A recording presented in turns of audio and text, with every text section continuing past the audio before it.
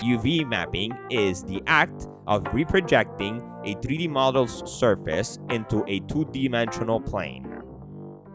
If that's too hard, I'm going to show you physically and visually what it is.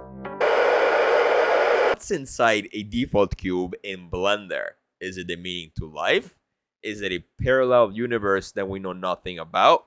Or is it just black matter? Well, it's absolutely none of that. What's inside a default cube, it's absolutely nothing. This box being unfolded now, it's the visual representation of what UV mapping and unwrapping is. In a visual context, of course. So the next thing we need to do is to make a UV grid to better understand what UV mapping and unwrapping is. And to do that, we're going to actually create a new material and make a UV grid for that material. So we're going to select the cube, go on shading, and in shading, you're either going to have the material already selected or you can drag it down from here. You're going to click on the material here. You're going to click Shift-A on an empty space, and then you're going to prompt image texture.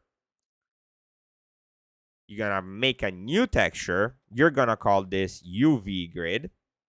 And you can make whatever size you want. You want to make it 4K, whatever you want. And on generated type, you want to select UV grid. Or in my case, what I prefer is color grid, which you'll see in a moment what that is. We're going to press OK. And we're going to connect the color into the base color. And now we have that two-dimensional projection into the 3D object that I was referring to before.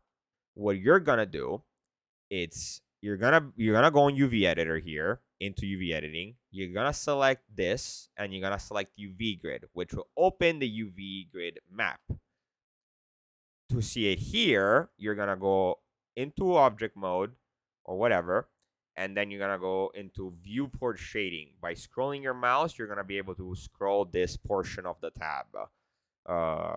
This is it. Now you can see it visually. And if we select this and we go in edit mode, and in my case with Machine Tools, which is a plugin that I have in case you're wondering why my UI looks the way it does, we're going to press tab, go in edit. We're going to press 3 to go on face select mode. And we're going to select all the faces by pressing A. So what you now see in here is that projection that I was mentioning. You can now see that these faces reflect whatever texture is in the 2D plane into the 3D asset.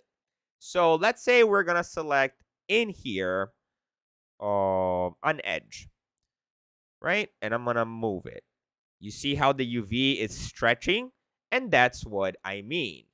That's what basically is a UV map, is the mapping of the 2D texture into the 3D plane. So, in a very watered down version of what UV mapping entails and is, which it has a lot more in depth to it, which you should make some research in if you're interested, especially if you're a texture artist. I definitely recommend that you do that because you need to know how to UV unwrap or at least to open a UV map and know what you're doing. So, thank you for watching. Please consider liking, subscribing, all the mumbo jumbo. And oh yeah, and the little bell, ding ding. So you know when I'm active or not, or when I make a new video. I plan to make this a series. I'm gonna make more tutorials since I think it's important to share your knowledge with the internet and the world and everybody. And I'm just a good guy. I just give you info for free. That's it. See ya later and have a good rhythm. Bye.